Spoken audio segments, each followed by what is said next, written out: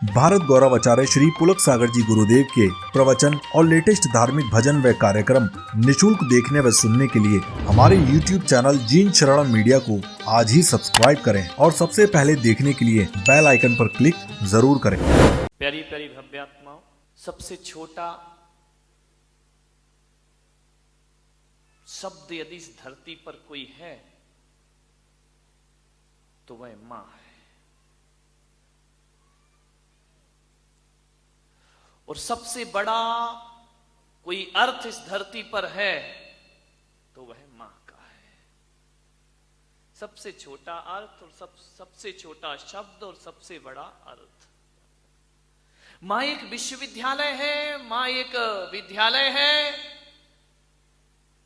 कह सकता हूं दुनिया में और शब्द सीखने के लिए तो पढ़ना लिखना पड़ता है, लेकिन मां सीखने के लिए किसी पढ़ाई की जरूरत नहीं हुआ करती। कोई वर्णमाला पढ़ने की जरूरत नहीं है। मां शब्द तो वो शब्द है, इंसान तो क्या, जानवर का बच्चा भी कुछ बोलना आए या ना आए, एक गाय का बछड़ा भी मां कहना तो सीख ही जाया करता है। एक जानवर भी मां कह करके अपनी मां को बुलाया करता है। मां शब्द नहीं, एक संवेदना है। मां कोई वाक्य नहीं, मां एक भावना है, मां एक रिश्ता है।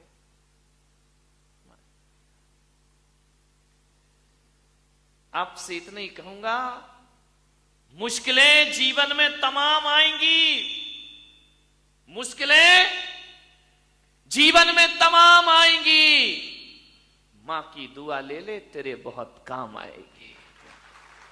चीख रहा है, सही कर, ध्यान रखिए। मान्यवर, जिंदगी 3 पड़ावों से गुजरती है।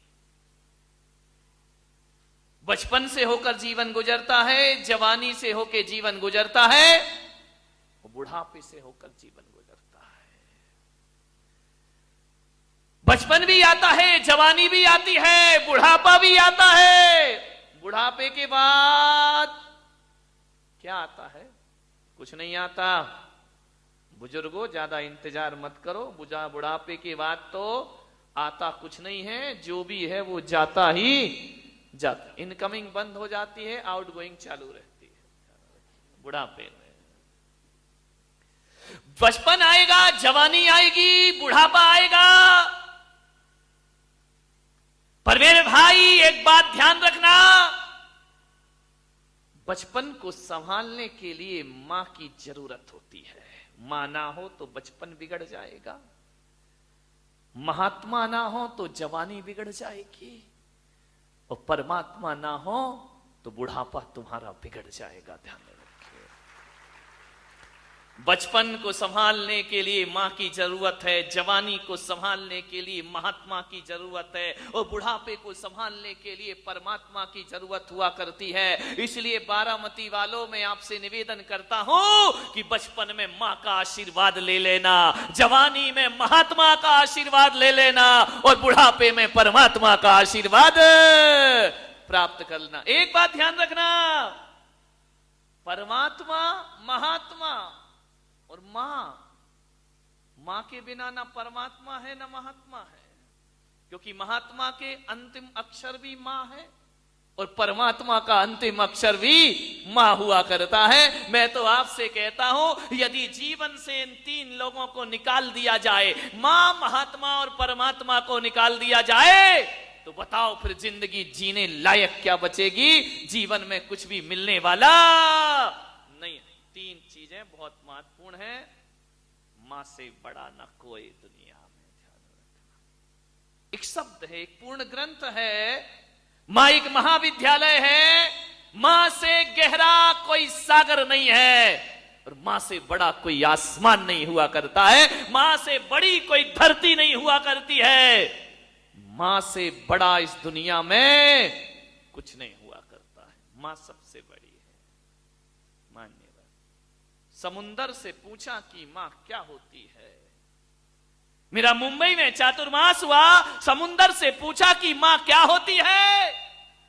समुंदर ने कहा मेरे सीने में तो, मेरे भीतर तो रत्न हैं, जवाहरात हैं, लेकिन मैं मां को प्रणाम करता हूं क्योंकि मां वो होती है जो औलाद के तमाम राज अपने सीने में छिपा करके जिया करती है। वो दुनिया में मां हुआ करती है। मैंने दुआओं से पूछा कि मां क्या होती है, बोले मां वो होती है जो गुनाहगार बच्चों को भी सजा से बचा लिया करती है। वो दुनिया में मां हुआ करती है। मैंने जन्नत से पूछा कि मां क्या होती है, तो जन्नत ने कहा जो मुझे अपने पैरों तले दबा के रखती है वो दुनिया में मां हुआ करती है। मैंने ईश्वर से पूछा कि मां क्या होती है, तो ईश्वर ने कहा जो मुझे भी अपनी गोद में खिला लेती है दुनिया में वो मां हुआ। जो भगवान को भी गोद में खिला लिया करती है, भगवान को थपकियां दे करके सुला दिया करती है, वो दुनिया में ऐसा कोई भगवान ना होगा बिना मां के जो धरती पर आ गया हो। ध्यान रखिए, चाहे तीर्थंकर पुरुष हो, चाहे अवतार पुरुष हो, चाहे नारायण हो, चाहे प्रति नारायण हो, इस धरती पर भगवान को भी आने से पहले मां की कोख में 9 महीने गुजारना जरूरी हो जाया करता है। ध्यान रखिए, भगवान भी मां के बिना धरती पर नहीं आ सकता है। मां से बड़ा कोई नहीं होता दुनिया में।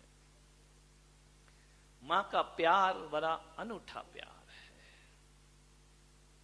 मां के प्यार से बड़ा दुनिया में कोई प्यार नहीं होता है। मां मारती है, मां डांटती है, मां फटकारती है, मां गाल में चांटा भी मारती है। लेकिन मैं तो कहता हूं पुलक सागर कि अभागे हैं वो गाल जिस पर मां के चांटे ना पड़े हो। ध्यान रखिए, अभागा है, दुर्भाग्य है उसका, भाग्यहीन है वो लोग जिसके गाल पर मां के चांटों की चपत ना लगी हो। किस काम का वह जीवन है जिसे मां की डांट ना पड़ी हो। अरे मां की डांट यार, मां का चांटा संत के आशीर्वाद से भी बड़ा हुआ करता है मेरे भाई, भगवान के आशीर्वाद से भी बड़ा होता है। सौभाग्यशाली हैं जिन्हें मां मारती है, पीटती है। मां का प्यार बड़ा अनूठा प्यार है। यूं तो मां बच्चे के दर्द को सहन नहीं कर सकती है, यूं तो बच्चे को चोट लग जाए तो मां का दिल रोने लगता है, यूं तो बच्चे को चोट लग जाए तो मां की आंखों में आंसू लग, ये मां का प्यार है। चोट बच्चे को लगती है, दर्द मां के सीने में हुआ करता है। ये मां का प्यार। देखो, एक पत्थर की चोट लगी तो मां दुखी हो जाएगी, मां का दिल रोने लगेगा।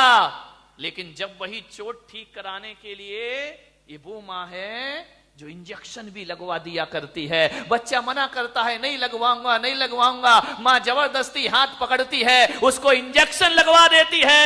एक बात ध्यान रखना, चोट लगने पर दर्द होना ये भी मां का प्यार है, और दर्द मिटाने को इंजेक्शन लगवाना ये भी मां का प्यार हुआ। बड़े अनूठे प्यार है। नहलाएगी, धुलाएगी, शरीर का मैल निकालेगी मां, शरीर से मैल हटाना ये भी मां का प्यार है। और नहलाने धुलाने के बाद एक काजल का मैल माथे पर लगा देना ये भी मां का।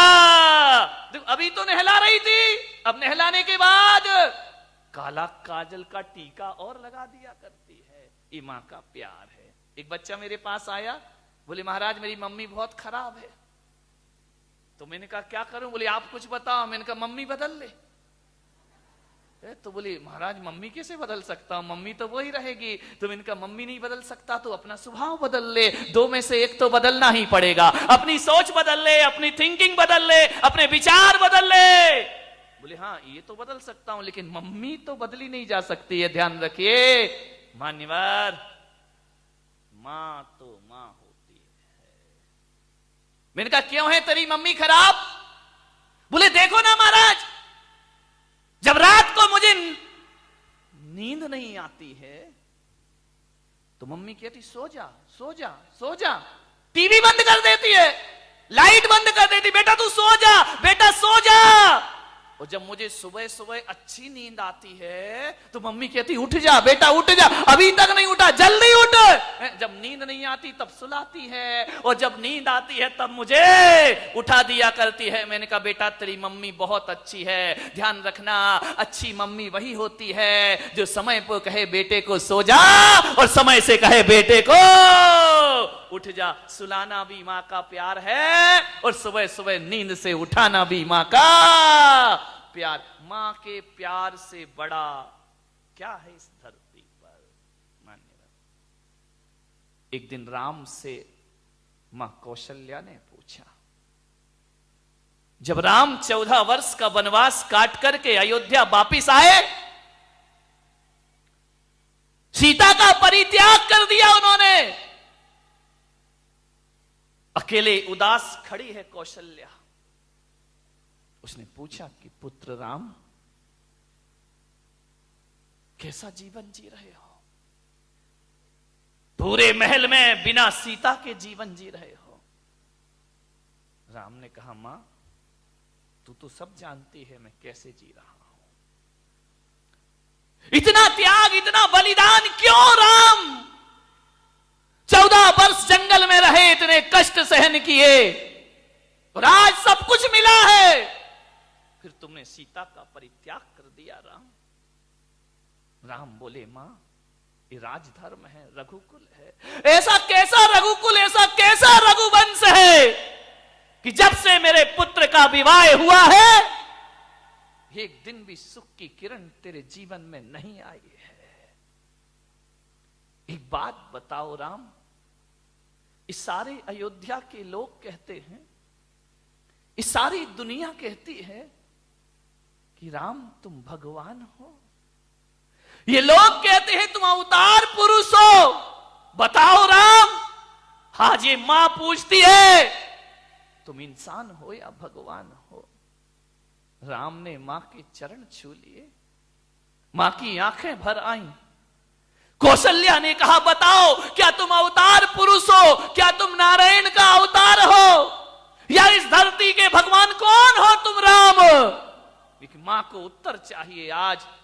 जानते हो श्री राम ने कहा कि मां मुझे नहीं मालूम कि मैं भगवान हूं, और मुझे नहीं मालूम कि मैं अवतार पुरुष हूं, और मुझे यह भी नहीं मालूम है कि मैं महापुरुष हूं। तो फिर कौन हो तुम राम? बोले मां मैं तो बस इतना जानता हूं कि मुझे नहीं मालूम कि अवतार हूं या भगवान हूं, लेकिन मेरी मां मैं इतना जानता हूं कि जिसके सिर पर तेरी जैसी मां का हाथ होता है वो इंसान भी भगवान बनकर दुनिया से विदा हो जाया करता है। ध्यान रखिए, मां का हाथ सिर पर हो वो इंसान नहीं, वो भगवान कहलाया करता है। मां तेरा आशीर्वाद मेरे सिर पर है, दुनिया भगवान कहे या ना कहे, जब तक तेरा आशीष मेरे सिर पर है राम इंसान नहीं भगवान जैसा सौभाग्यशाली जीवन जिया करता है। ध्यान रखिए। मान्य